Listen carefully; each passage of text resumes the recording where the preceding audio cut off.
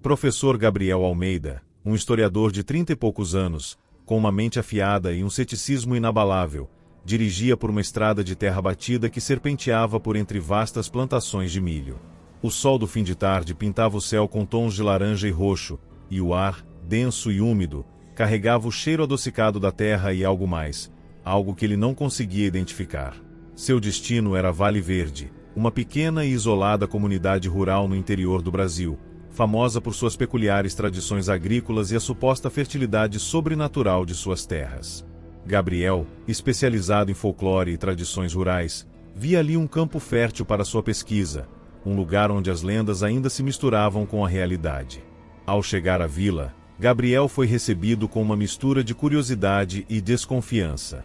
Os olhares dos moradores, embora educados, eram cautelosos, como se ele fosse um intruso em um santuário. A vila era pitoresca, com casas de madeira bem cuidadas, uma pequena igreja antiga e um celeiro imponente que se destacava na paisagem. No centro da comunidade, o padre Antônio, um homem carismático com uma voz que inspirava devoção, pregava sobre a importância da colheita para a prosperidade da vila, seus olhos brilhando com um fervor quase fanático. Gabriel se apresentou como pesquisador, e o padre Antônio, após uma breve hesitação, o acolheu, embora com uma ressalva. Nossas tradições são sagradas, professor. Elas nos guiam. Elas nos protegem. Gabriel assentiu, mas a cautela do padre apenas atiçou sua curiosidade. Ele começou a observar, a fazer perguntas, a tentar entender a essência daquela comunidade. Foi então que ele conheceu Ana Lúcia, uma jovem da comunidade, com olhos expressivos e uma melancolia sutil.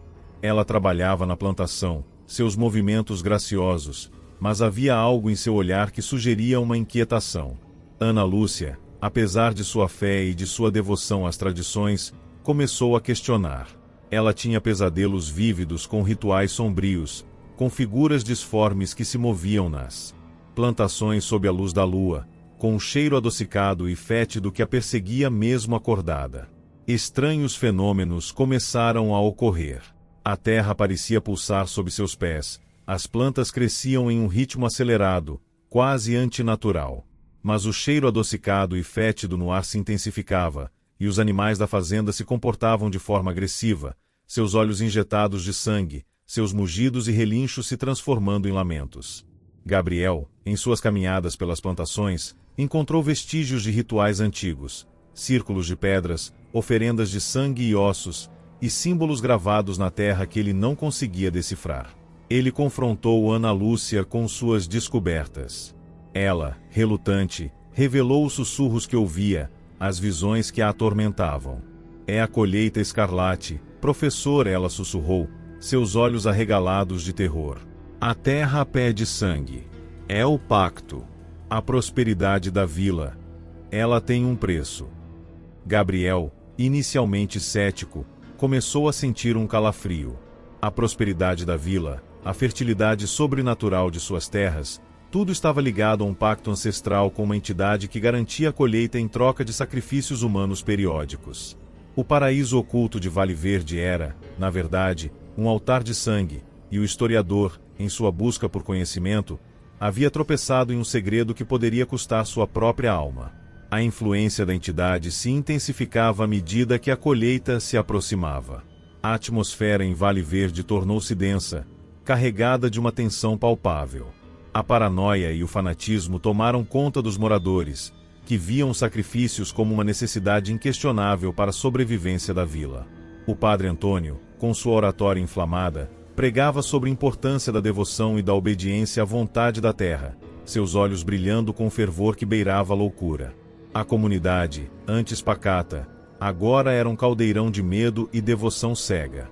Ana Lúcia, a jovem que ousara questionar, tornou-se o principal canal da entidade. Suas visões se tornaram mais vívidas, seus pesadelos se materializavam em sua realidade. Ela começou a desenhar símbolos estranhos em cadernos, nas paredes de sua casa, em qualquer superfície disponível.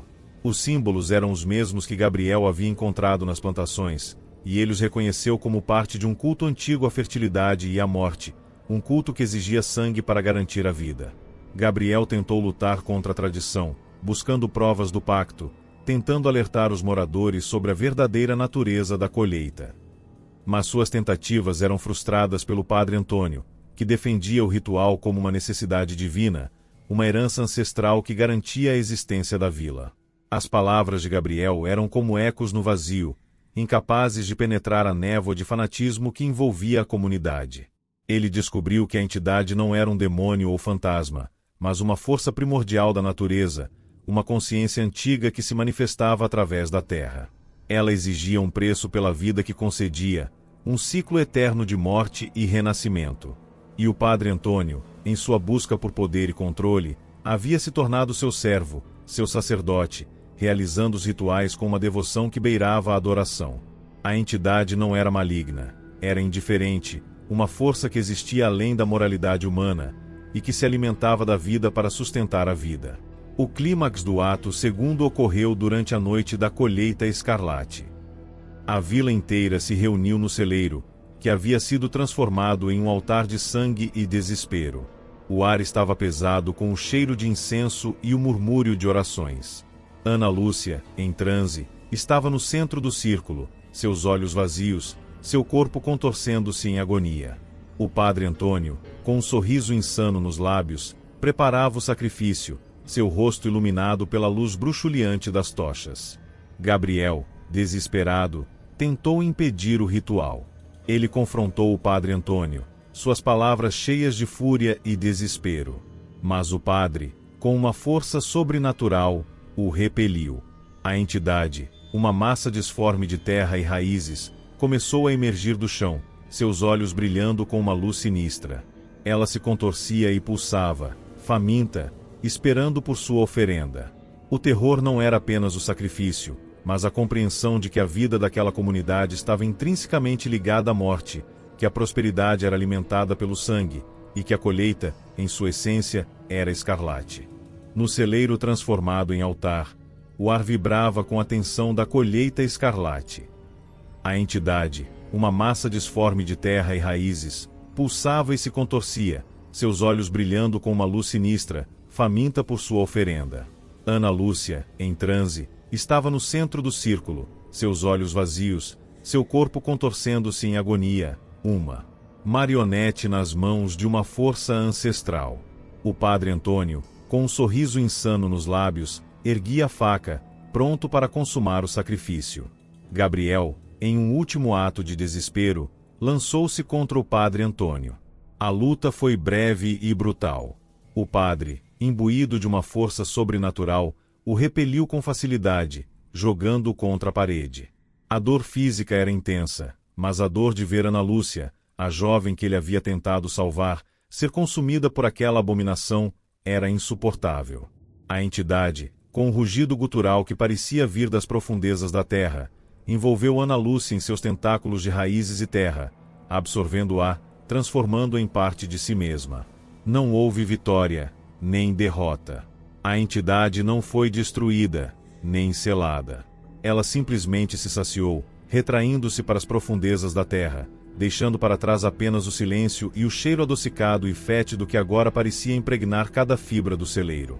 O padre Antônio, com um olhar de êxtase e exaustão, caiu de joelhos, seus lábios murmurando orações de gratidão à terra. Gabriel, ferido e desiludido, observou a comunidade. Eles não pareciam horrorizados, mas aliviados. A colheita havia sido bem-sucedida. A terra seria fértil novamente. A vida continuaria. Ele percebeu que a entidade não era um mal a ser combatido, mas uma parte intrínseca daquela comunidade, um pacto que garantia sua existência. A moralidade humana era irrelevante diante da necessidade de sobrevivência. A vida e a morte se fundiam em um ciclo eterno de colheita e sacrifício, e Ana Lúcia havia se tornado parte desse ciclo. O final era ambíguo e perturbador. A comunidade de Vale Verde não foi purificada, mas se tornou um reflexo da entidade, um lugar onde a vida e a morte se fundem em um ciclo eterno de colheita e sacrifício. Gabriel não perdeu sua sanidade, mas ela foi transformada. Ele agora compreende a verdadeira natureza do mal, não como uma força externa, mas como algo que pode corromper o mais sagrado, e que a sobrevivência, em vez de salvar, pode ser a própria isca para o horror. Os anos se passaram, mas o tempo em Vale Verde parecia ter parado. As plantações continuavam a crescer exuberantes, a comunidade prosperava, e o cheiro adocicado e fétido da terra era uma constante no ar. Professor Gabriel Almeida, envelhecido e com um olhar distante, ainda vivia na vila. Ele não era mais o historiador cético que havia chegado ali em busca de lendas. Ele havia se tornado parte da lenda, um guardião silencioso de um segredo terrível. A comunidade parecia normal para os olhos dos forasteiros, mas Gabriel via as distorções, sente a respiração da entidade, ouvia os sussurros que vinham das plantações. Ele se tornou um novo guardião, não para lutar contra a entidade, mas para coexistir com ela, para guiar os moradores através de um labirinto de fé e desespero, sabendo que a entidade estava sempre à espreita, esperando para consumir a próxima alma. O padre Antônio, agora mais velho e com um brilho ainda mais fanático nos olhos, continuava a liderar a comunidade, pregando a importância da colheita e a devoção à Mãe Terra.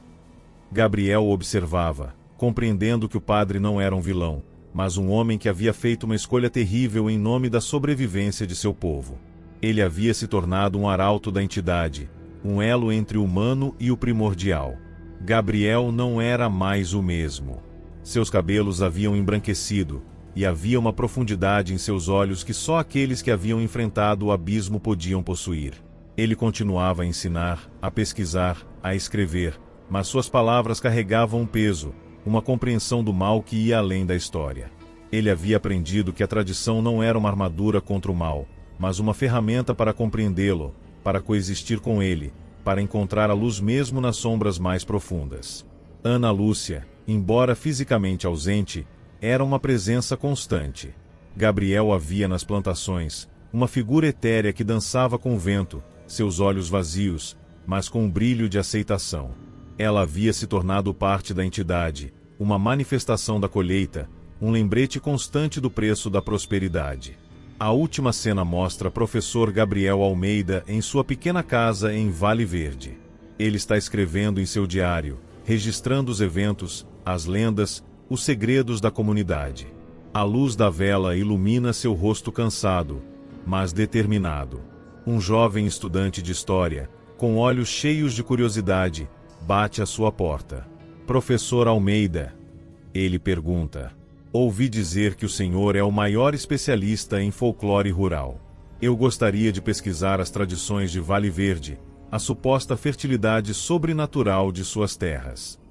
Gabriel sorri gentilmente, um sorriso que carrega a sabedoria de quem viu o abismo e retornou. Entre, meu jovem, ele diz, sua voz calma e serena. Tenho muitas histórias para lhe contar, mas esteja avisado, algumas verdades são melhor deixadas enterradas. Ele pega o diário, pronto para guiar mais uma alma através das águas perigosas de Vale Verde, um guardião do limiar, um arauto do vazio, um homem que encontrou a paz no pesadelo que havia se tornado sua realidade. O terror reside na ideia de que a tradição pode ser corrompida, e que a sobrevivência, em vez de salvar, pode ser a própria isca para o horror, mas que mesmo assim, a esperança persiste, um eco fraco, mas constante, na terra que pede sangue.